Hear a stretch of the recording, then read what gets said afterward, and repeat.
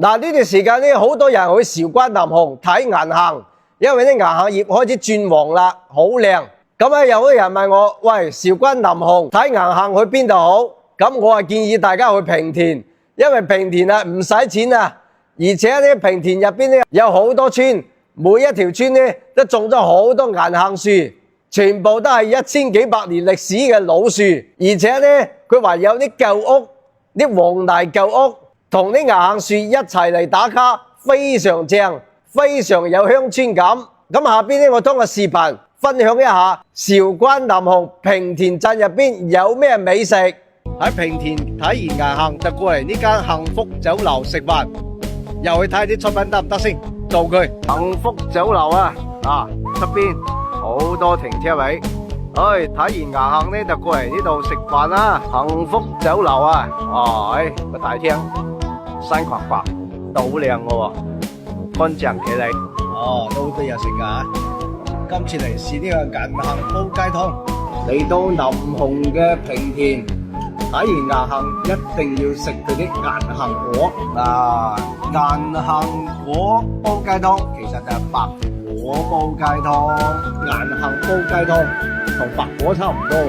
整個湯試下先，幾好飲喎。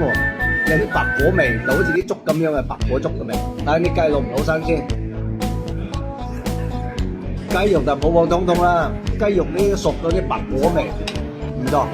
呢個膠屎，無論好唔好食，你嚟到南雄都要食呢個特色美食，叫做南雄釀豆腐。咁咧，佢哋嘅南雄釀豆腐咧，個表皮咧就係應該係炸過嚟之類嘅，咁啊入邊包住嘅咧就係啲芋頭。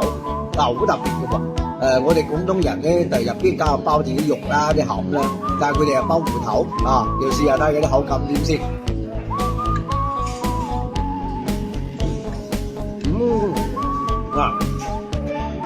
咬開之後咧，入邊係啲芋頭嚟嘅，幾好食喎啲芋頭，依家啲芋頭比較腍，比較粉。呢個芋頭唔簡單喎，入邊有啲唔知係咩臘肉定點樣口感味道食落去唔錯喎。嚟到南雄一定要嘗試呢個南雄釀豆腐，別有一番風味。呢度嘅黃燜魚都唔錯。嚟到韶關南雄嘅平田，哇！呢度嘅銀杏樹呢，依然話好靚，想睇咁靚嘅銀杏就要趁早啦。平田呢度呢有好多啲咁嘅黃泥磚砌成嘅屋，哇！別有一番風味啊！平田呢度咧有好多條村嘅，有啲村咧個銀杏葉咧落得好快，咁還有啲村咧佢係還有好多葉嘅，所以要到處去揾咯。唔好意思，依家係廣告時間，廣告之後繼續分享。